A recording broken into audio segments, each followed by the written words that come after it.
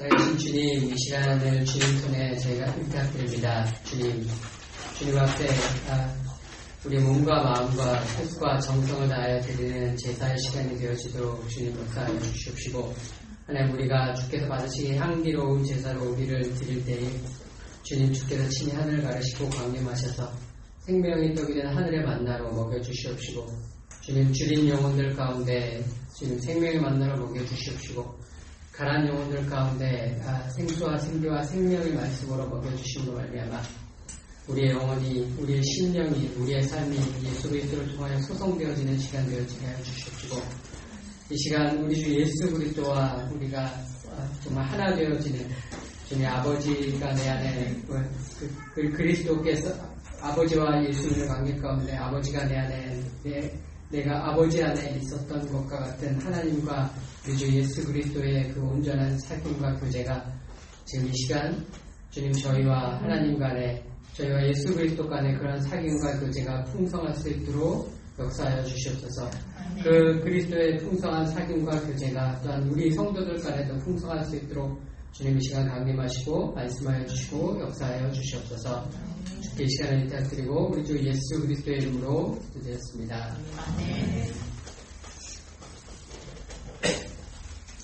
네, 오늘 말씀은 예수님께서 가나에서 혼인잔치에서 첫 번째 기적을 베푸셨던 말씀입니다.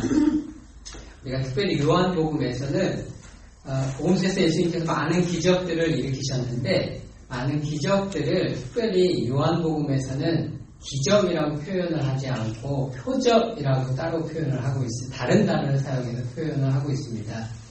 기적은 이제 영어로 미라클인데, 기적은 그래서 초자연적인 현상, 과학적으로, 상식적으로 우리가 설명할 수 없는 초자연적인 현상이 일어난 사건 그 자체를 우리가 기적이라고 표현을 합니다. 요한이 이야기한 표적은 어떤 의미냐면, 어떤 기적이 일어났는데 그것이 그냥 기적이 일어났다는 데서 그치는 것이 아니라 그 기적이 어떤 의미를 내포하고 있다는 거예요. 그 기적은 단순히 예수님께서 누구 병자를 고치셨다, 혹은 예수님께서 죽은 나사로를 살리셨다는 게 그 사건 자체에만 초점이 있는 것이 아니라, 그것 자체도 놀랍지만 그 사건 이면에 어떤 깊은 의미가 담겨져 있다는 뜻으로 사용할 때 쓰는 단어가 표적입니다. 그래서 이제 영어 성경을 보시면 표적은 사인이라고 되어 있습니다. 사인은 단순한 미라클이 아니라 미라클이 의미하는 깊은 영적인 의미까지를 내포한 것을 의미하는 것이 표적이 되겠습니다. 이제 요한이 그래서 첫 번째 예수님께서 공생의 사역을 하시면서 첫 번째로 일으키신 표적이 물을 포도주로 바꾸신 이 가나에서의 기적이었다라고 이야기를 하고 있습니다. 그러면 요한이 이 갈릴리 가나의 이 표적을 첫 번째 표적으로 기록한, 예수님께서 이걸 첫 번째로 행하신 이유는 무엇일지, 또 그럼 그 안에 담겨진 물이 포도주로 바뀌었다는 이 기적 가운데 담겨진 표적으로서의 과연 의미는 어떠한 것이 있는지, 그 의미가 특별히 첫 번째 기적이기 때문에 더욱더 남다를 것이라고 생각이 됩니다. 그래서 오늘 이 가나의 기적이 품고 있는 진정한 그 안에 담겨진 기적의 의미가 무엇인지를 함께 나눠보고자 합니다. 가나는 이제 예수님의 고향인 나사렛에서 한 10km 정도 떨어진 곳입니다. 그러니까 걸으면 오늘날의 신발과 도로 상태로는 한 2시간 정도 걸으면 갈 수 있는 곳인데, 고대에는 신발도 좋지 않고 길도 좋지 않았기 때문에 그것보다는 좀 더 걸리는 정도의 마을이었을 겁니다. 근데 가나에서 이제 혼인 잔치가 있었는데 아마 예수님의 친족이었을 것으로 추정이 됩니다. 그래서 이제 예수님의 어머니 마리아도 그곳에 참석하셔서 일을 보셨던 것 같습니다. 이제 우리가 이 가나 혼인잔치의 의미를 알기 위해서는 갈릴리에서 일어나고 있는 갈릴리 지역만의 독특한 혼인의 풍습이 있었는데, 이 갈릴리 지역만의 독특한 혼인 풍습에 대한 이해가 우리에게 좀 필요합니다. 예수님 당시에 이제 혼인잔치는 보통 일주일간 열렸습니다. 신부의 집에 신랑이 찾아오고요. 그 신랑이 이 신부의 집에서 일주일간의 혼인잔치가 벌어집니다. 근데 이 일주일간의 혼인잔치 중에 하이라이트는 마지막 날, 7째 날에 신랑과 신부가 서서 신랑이 신부에게 포도주를 건네는 그러한 예식이 있었습니다. 근데 갈릴리 지역의 이스라엘에도 그거는 동일했는데 갈릴리 지역에 독특한 풍습이 있었는데 그게 뭐냐면 신부가 신랑이 포도주 잔을 마시고 그 포도주 잔을 신부에게 건네줘요. 그래서 신부가 그 포도주 잔을 마시면 그러면 혼인이 공식적으로 성사가 돼서 둘이 법적으로 부부가 되는 겁니다. 근데 옛날 고대 결혼이 어느 사회나 그렇지만 대부분 이 중매를 통해서 이미 다 어레인지 돼 있는 결혼이잖아요. 근데 이제 갈릴리 지역에서는 이 신부가 신랑이 자기가 포도주를 마시고 신부에게 이 포도주잔을 건네면서 받아 마시라고 이야기를 한대요. 근데 그 잔을 신부가 거절을 할 수 있는 권리가 있었답니다. 갈릴리 지역에서는. 그게 이스라엘의 다른 지역에서는 없는 아주 독특한 갈릴리 지역만의 풍습이었다고 합니다. 이제 그래서 이 일주일간의 혼인잔치 중에 하이라이트가 이 마지막 날 7째 날에 신랑이 포도주를 마시고 신부에게 이 잔을 받아 마시라고 건네는 그 순간이 결혼식의 하이라이트인 거죠. 그래서 모든 사람이 이제 이 순간을 주목하고 과연 신부가 이 잔을 받는지 안 받는지 거기에 모든 이목이 주목이 돼서 사람들이 관심을 갖고 보는 순간이 바로 신랑이 신부에게 포도주 잔을 건네는 순간입니다. 근데 이제 신부가 그 잔을 마시면 혼인이 성사가 되고 두 사람이 이제 법적으로 부부가 되어집니다. 네, 그럼 이건 그 다음에 이제 신랑이 이제 그러면 어떤 선포를 하게 되냐면 내가 아버지 집에서 다시 이 포도주를 마실 때까지 다시는 포도주를 마시지 않겠다고 신부와 아객들 앞에서 선언을 합니다. 그리고 신랑은 이제 신랑과 신부가 합방을 하지 않고 신랑이 아버지의 집으로 되돌아가면서 이 결혼식, 일주일간의 결혼식이 끝이 나요. 그래서 합법적으로는 두 사람이 부부가 되었지만 신랑과 신부가 아직 합방을 하지 않은, 그리고 신랑은 자기의 아버지의 집으로 돌아가서 이제부터 뭘 해야 되냐면 신부와 지낼 처소를 예비를 해야 됩니다. 보통 당시의 관습은 보통 아버지의 집에 한쪽 벽면에다가 중축을 해서 방을 마련을 해서 신부와 권할 신방을 마련하는 형태의 가 주로 독채를 짓는 것이 아니라 아버지의 집의 한쪽에 옆에 벽을 돌로 쌓고, 보통 이제 이쪽의 건축이 이제 이스라엘 쪽은 이제 돌로 쌓는 건축이거든요. 우리가 성경에서 흔히 예수님의 지붕이 뭐였냐고 할 때 이제 목수라고 이야기를 하는데, 목수로 번역이 된 원래 성경에 있는 헬라어의 원뜻은 건축가입니다. 건축가라서 이스라엘의 건축은 대부분 돌을 쌓고 돌을 그 다음에 이제 진흙으로 이기고 지붕만 나뭇가지를 놓고 그 다음에 종려가무 나뭇가지를 덮고 그 다음에 진흙을 덮는 형태로 이루어집니다. 그래서 기본적으로 뭐 나무를 다루는 일이 들어가지만 근본적으로 이 이스라엘에서의 건축가는 석공입니다. 그래서 근데 이제 이게 1611년에 킹 제임스 영국에서 이제 영어로 성경을 이제 번역을 하면서 그 당시에 집을 짓던 건축가들은 다 이제 목수였기 때문에 그걸 이제 건축가를 목수라고 이제 번역을 했었던 거죠. 그래서 어쨌든 그 신랑이 아버지의 집에로 돌아가서 한쪽 벽, 아버지의 집의 한쪽 벽을 벽 삼아서 다른 쪽에 이제 그 중축을 해서 신부와 함께 지낼 신방을 마련하게 됩니다. 처소를 그렇게 예비하게 되죠. 그래서 예수님께서 내 아버지 집에 거할 곳이 많도다 이렇게 표현하신 것들이 바로 이런 갈릴리의 이제 풍습에 기인한 말씀입니다. 그래서 보통 신랑이 이 신방을 준비를 하는데 보통 한 1년 정도 걸렸다고 그래요. 그래서 1년 정도가 지나면 보통 신부를 데리러 다시 이제 신부의 집으로 신랑이 왔습니다. 근데 또 하나의 이제 갈릴리 지역의 아주 독특한 풍습 중에 하나가 뭐냐면 이스라엘의 다른 지역은 그렇지 않았다는데 갈릴리 지역만의 독특한 풍습이 신랑이 집을 다 졌어요. 그러면 다 졌으니까 그냥 신랑이 신부를 데리러 가는 걸 정하는 게 아니라 아버지가 정하시는 거예요.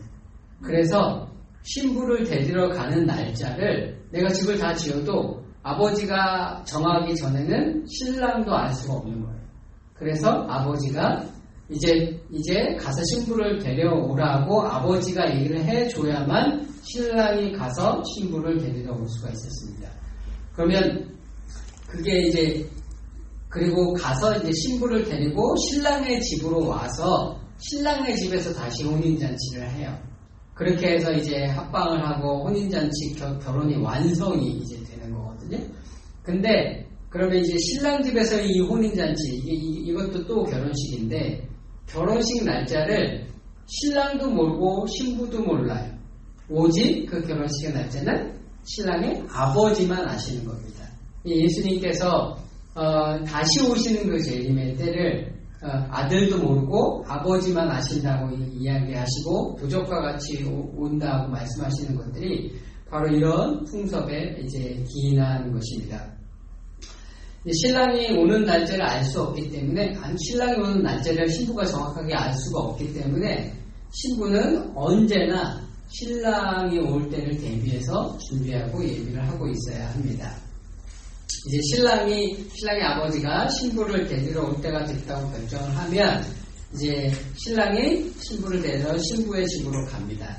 근데 보통 언제 갔냐면 신부의 집에 한밤중이나 새벽에 도착하도록 갔다고 합니다. 그래서 다 자고 있을 때에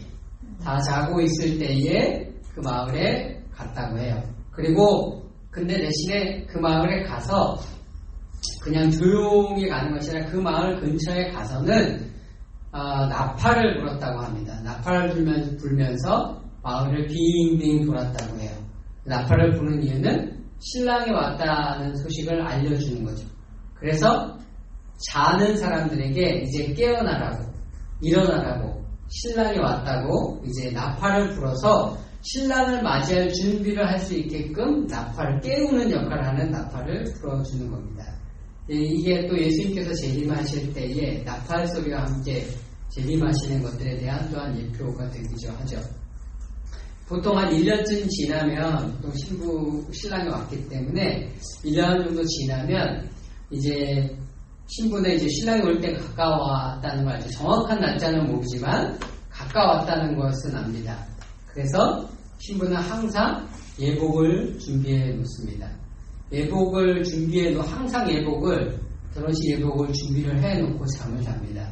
그 날짜가 점점 가까워오고 이제 곧 올 것 같다 하면 심지어는 입고 잠을 자는 경우도 있었다고 해요. 예복을 입고 신부로서의 예복을 입고 잠을 자는 경우도 있었고 심지어는 이제 진짜 신랑이 올 때가 가까웠다라고 믿으면 심지어는 잠을 안 자고 깨어 있었다고 합니다. 그리고 이제 신부의 들러리들은 신랑이 밤에 오기 때문에 기름을 준비를 하고 있어야 되죠. 근데 고대에는 전기가 없었기 때문에 지난주에도 말씀드렸지만 밤 8시만 돼도 아주 오늘날 우리 새벽 2, 3시 정도 되는 느낌이거든요. 밤 8시만 돼도. 그렇기 때문에 사람들이 이 신랑이 밤 8시에 오느냐, 10시에 오느냐, 우리로 치면 12시에 오느냐, 뭐 새벽 3시, 2, 3시에 오느냐에 따라서 기름의 양의 차이가 현격하게 준비하는 정도가 현격하게 틀렸겠죠. 그래서 밤에 신랑이 언제 올지 모르기 때문에 실상 신부의 들러리들은 기름을 사실은 많이 준비해야 되죠. 보통 사람들이 10시쯤 오니까 10시쯤이면 올 거야 라고 준비를 했는데 12시에 오면 기름이 없어서 신랑을 맞이하기가 어려운 지경이 되니까요. 그래서 이제 신부가 신부의 집에 당도를 하면 신부를 데리고 가는데 어떻게 데리고 가냐면 가마를 태워서 데리고 갔습니다. 근데 이 가마가 우리나라와 조선시대에 같은 이 지붕 있는 가마가 아니라 대만 있고 대에 양쪽에 이렇게 대가 있고 판자가 있어서 사람이 신부가 이렇게 앉으면 4명의 사람이 이렇게 드는 거예요. 그래서 지붕은 없이 이렇게 4명의 사람을 태우는 가마입니다. 그래서 그 신부를 아버지 집으로 데려갈 때 뭐라고 얘기했냐면 들어 올려서 아버지의 집으로 데리고 간다고 했습니다. 들어 올린다는 표현이 라틴어로 랍투스라고 합니다.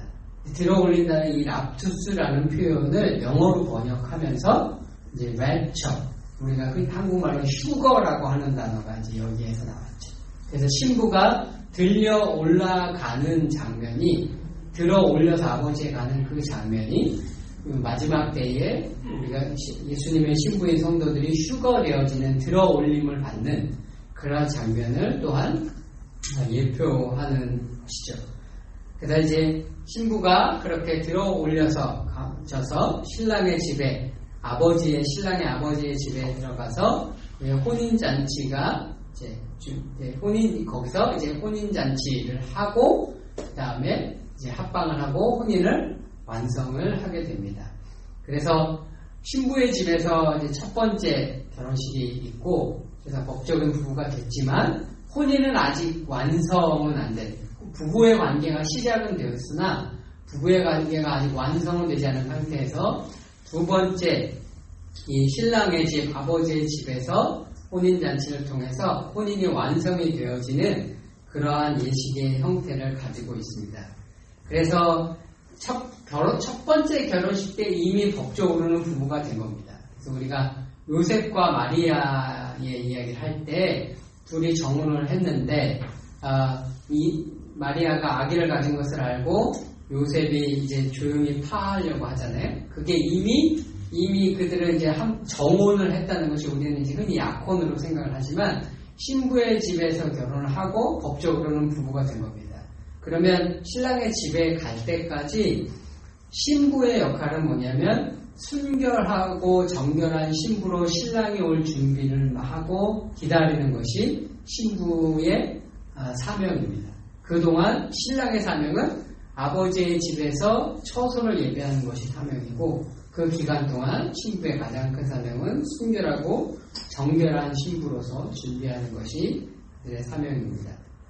그래서 이스라엘, 특히 갈릴리 지역에서의 혼인 예식은 사실상 예수님의 초림의 사역과 예수님의 재림의 사역에 대한 예표라고 할 수가 있습니다. 이제 이 가나 혼인잔치에 우리가 알다시피 이제 큰 문제가 생겼습니다. 이제 포도주가 떨어졌어요.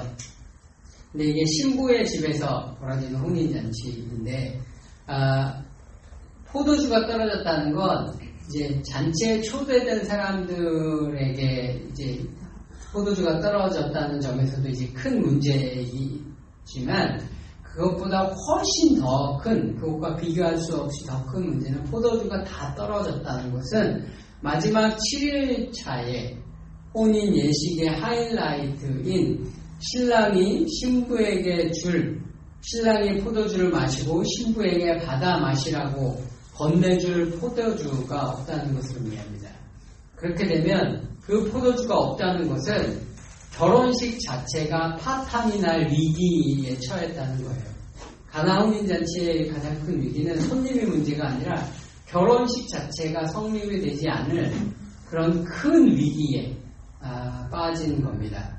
근데 예수님께서 이 문제를 물을 포도주로 바꾸시는 기적을 통해서 이 혼인잔치 문제를 해결함으로 인해서 청혼이 결혼식이 깨어질 뻔한 결혼식이 성사가 되는 것이 가능해지도록 예수님께서 하신 거죠.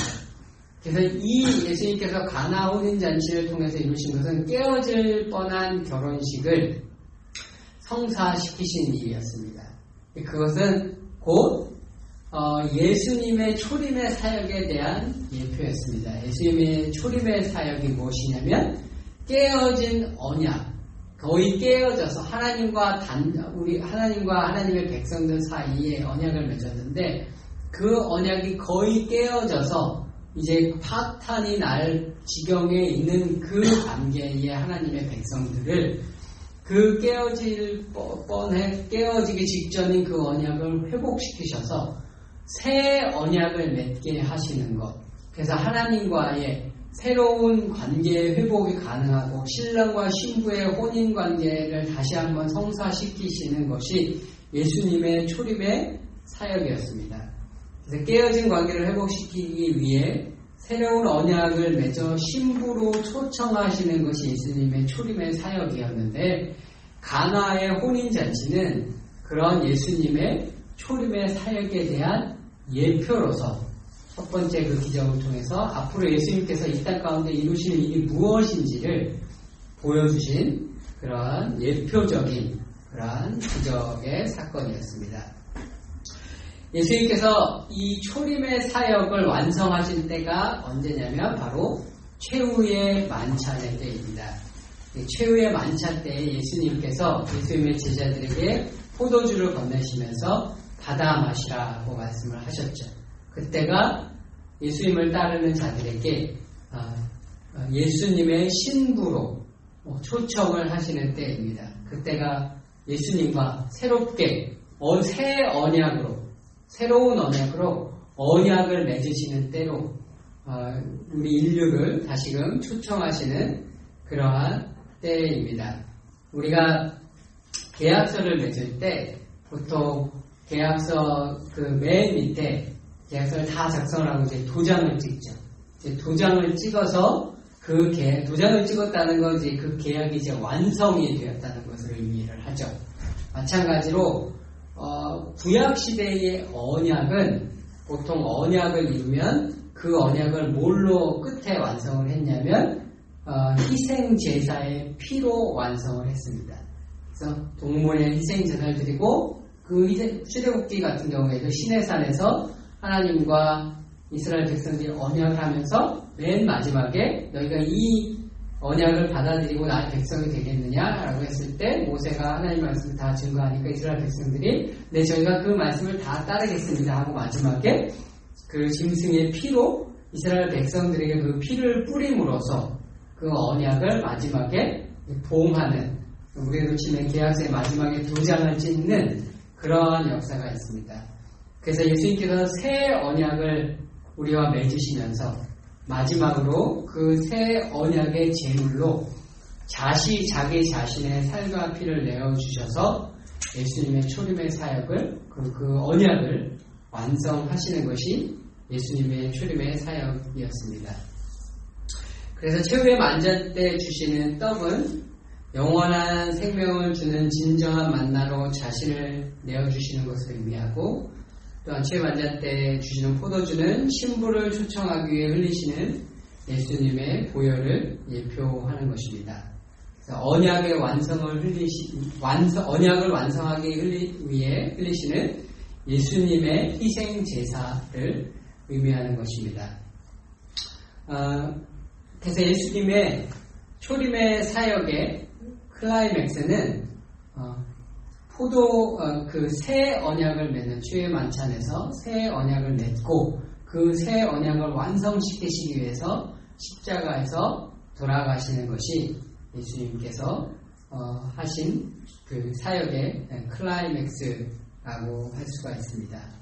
예수님께서 그러면 예수님의 사역의 공생의 첫 시작을 가나 혼인잔치의 기적을 통해서 포도주와 함께 하시고 예수님의 초림의 사역의 완성을 최후의 만찬에서 포도주를 건네심으로 십자가의 피를 그 포도주가 상징하는 십자가의 피를 흘리심으로써 마치신 것을 알 수가 있습니다.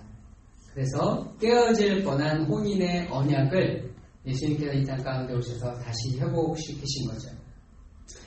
모세의 언약으로 하나님과 이스라엘 백성이 언약을 맺었습니다. 그 언약을 맺고 이스라엘 백성이 우리가 그 언약을 다 잘 지키겠습니다 라고 하나님 앞에 맹세를 하고 핏부림으로 언약을 맺었습니다. 근데 우리가 구약에서 잘 알다시피 이스라엘 백성이 그 언약을 지키지 못했어요. 그래서 레위기 26장, 28장, 신명기 28장 30절에 너희가 이 언약을 잘 지키면 하나님께서 내가 이러이러한 복을 너희에게 줄 것이고 이러이러한 축복을 너희에게 내릴 것이고 너희가 만약 이 언약을 지키지 않는다면 너희가 이러이러한 저주, 너희 이러이러한 심판을 받을 것이다 라는 말씀을 주셨습니다. 근데 그 중에 이스라엘 백성이 지키지 않으면 뭐 전쟁에서 패하는 것도 있고 질병으로 고통당하는 것도 있고 뭐 곡식에 흉년이 드는 것도 있고 뭐 그러다가 결국에 최후의 심판은 뭐냐면 이스라엘 백성이 나라를 잃고 그 약속의 땅 가나안 땅에서 쫓겨나는 거예요. 마치 에덴에서 아담과 이브가 에덴에서 죄를 범하고 쫓겨난 것과 같이 하나님께서 주시기로 약속한 그 땅에서 그들이 결국 쫓겨나는 것이 그들이 언약을 지키지 못했을 때 언약이 거의 깨어질 지경에 이른 그런 심판을 받게 되는 것이 그들이 쫓겨나는 것입니다. 근데 우리가 잘 알다시피 바빌론에 의해서 이스라엘 나라가 멸망을 했습니다. 그리고 이스라엘 백성들이 그래서 거의 그 하나님과 이스라엘의 관계가 깨어진 지경. 거의 이제 이스라엘에게 이스라엘이 이제 너희가 선지서 같은 데 보면 너희가 이방인과 똑같다. 너희가 하나님의 백성이 아니라 너희가 이방인들과 똑같다. 그래서 이방인들에게 내릴 심판이 여호와의 심판이 너희들에게도 동일하게 내릴 것이다. 이렇게 말씀하시잖아요. 그만큼 이제 하나님의 백성으로서 맺은 언약이 거의 다 깨어졌다는 거예요. 이제 그렇게 깨어진 관계에 있던 그 이스라엘 백성에게 그리고 그 깨어진 관계를 회복시키시기 위해서 그렇게 다시금 새로운 언약을 회복시키시기 위해서 예수님께서 이 땅 가운데 오셔서 자신을 내어주심으로 그 새로운 언약을 맺을 수 있게끔 그래서 하나님과의 새 언약으로 관계가 새롭게 회복되어질 수 있는 길들을 열어주시기 위해서 예수님께서 그 언약을 이 마지막 그 최후의 만찬과 십자가의 사건으로 이루셨던 것입니다. 그래서 그리스도인의 정체성, 예수님을 따르는 자들의 정체성을 한마디로 이야기하자면 우리가 그리스도의 신부라고 이야기를 할 수 있습니다. 그래서 첫 번째 혼인을 마친 신부의 소원은 이제 신부의 집에서 혼인을 마치고 그 잔을 받아들고 그리고 신랑이 처소를 예배하러 간 이 첫 번째 혼인을 마친 우리는 그 시대에 지금 살고 있는 그런 그리스도의 신부입니다. 근데 이 신부의 소원은 뭐냐면 신랑이 되돌아오는 거예요. 우리 그러면 예수님의 초림을 경험하고 예수님의 재림을 기다리고 있는 신부로서의 삶을 살아가는 그리스도인의 가장 큰 소원은 예수 그리스도의 재림입니다. 그리고 그 초림과 재림 사이의 신부의 삶은 신부로서 정결하고 순결한 삶을 사는 것이 그 신부의 합당한 삶입니다. 영어로 하면 faithful한, 믿음이 충만한, 신랑을 배반하지 않는 신랑에게 정결하고 순결한 신부로서의 삶을 살아가는 것이 신부로서의 삶이고 신랑이 언제 올지 모르기 때문에 언제나 예복을 준비하고 그리고 항상 깨어있어 준비하는 삶을 사는 것이 합당한 신부로서의 삶입니다. 그래서 예수님의 재림 때에 이 신부는 올려서 아버지의 집에 들려 올려서 휴거를 통해서 신랑을 맞이하고 아버지의 집에 가게 되고 계시록 19장에 나오는 그 어린 양의 혼인잔치를 통해서 그것이 바로 재림을 통한 신랑의 집에서 일어나는 혼인잔치죠.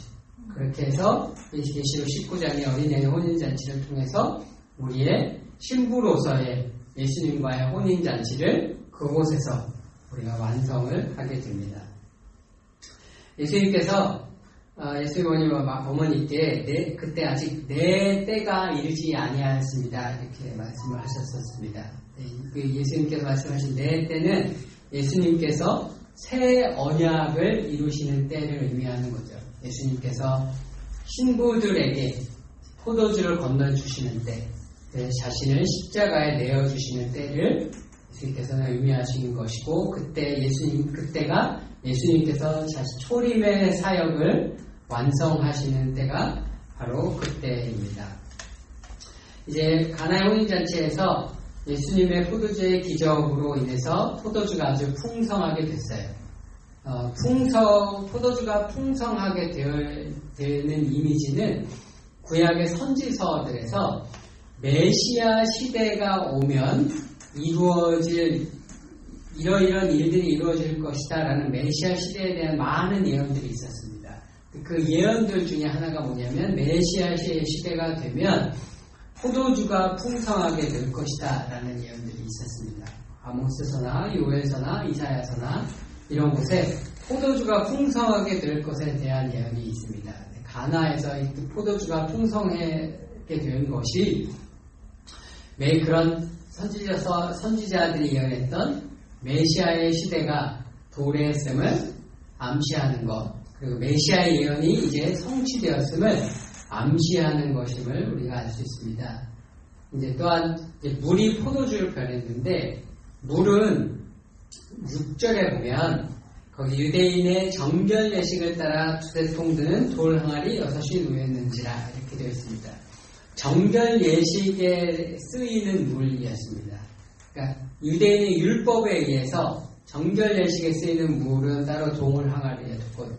이 물은 정결 예식에 쓰이는 것, 율법에 쓰이는 것, 율법을 상징하죠. 구약 시대의 율법을 상징을 하는 거죠. 포도주는 보통 우리가 신약 시대에 은혜를 상징한다고 많이 얘기를 하거든요. 그래서 물이 포도주로 바뀌었다는 것은 또 율법의 시대에서 은혜의 시대로 그렇게 시대적 전환이 예수 그리스도의 사역과 더불어서 일어나게 됐다는 것을 또한 의미하는 것이기도 합니다. 그래서 우리 모두는 예수 그리스도를 믿는 우리 모두는 예수 그리스도의 신부입니다. 신부는 신랑이 다시 오기를 기다리고 이 땅에서 정결한 삶, 순결한 삶을 사는 사람들입니다. 항상 예복을 준비하고 항상 깨어 준비하는 자가 합당한 예수 그리스도의 신부입니다. 예수님께서 우리와 언약을 회복시키셔서 신부로 다시 맞으시기 위해서 자신의 살과 피를 내어주시고 흘려주신 그 예수님의 은혜가 우리 가운데 날마다 넘쳐서 이 땅에서 순결한 신부로 예복을 준비하고 항상 깨어있는 신부의 삶을 살아가는 저와 여러분 모두가 되시기를 우리 예수님의 이름으로 축원드립니다. 아멘. 기도하도록 하겠습니다. 살아계신 주님, 주님 앞에 자기의 살과 피를 하나님 주님 되신 신부를 초청하시기 위하여 내어주신 예수 그리스도의 사랑과 은혜 앞에 감사와 영광과 찬송을 돌려드리기를 원합니다. 주께서 자신을 내어주신 그 은혜를 깊이 감사드리며 하나님 이제 우리의 정체성이 예수 그리스도의 신부인 것을 깨닫게 하신 것을 인하여 감사드리고 예수 그리스도의 신부로 다시 오실 신랑 예수 그리스도의 재림을 날마다 사모하고 기다리며 날마다 예복을 준비하고 항상 깨어 순결하고 정결한 삶으로 신랑의 다시 오심을 기다리는 그런 순결한 신부로서의 삶을 온전히 살아갈 수 있도록 저희가 한 사람 한 사람을 하나님 뜻에 합당한 신부로 날마다 새롭게 빚어주시옵소서. 주께서 주신 은혜를 감사드리고 오늘 주신 말씀대로 우리가 순결한 신부로서의 삶을 새롭게 살아가기를 다짐하고 결단하며 하나님 정말 주님 앞에 합당한 신부로 우리의 삶을 새롭게 할 수 있도록 주님 주의 영으로 날마다 새롭게 역사하여 주시옵시고 말씀하여 주시옵시고 정결케 하여 주시옵시고 깨끗게 하여 주시옵소서. 감사와 영광과 찬송을 돌려드렸고 우리 주 예수 그리스도의 이름으로 기도드렸습니다.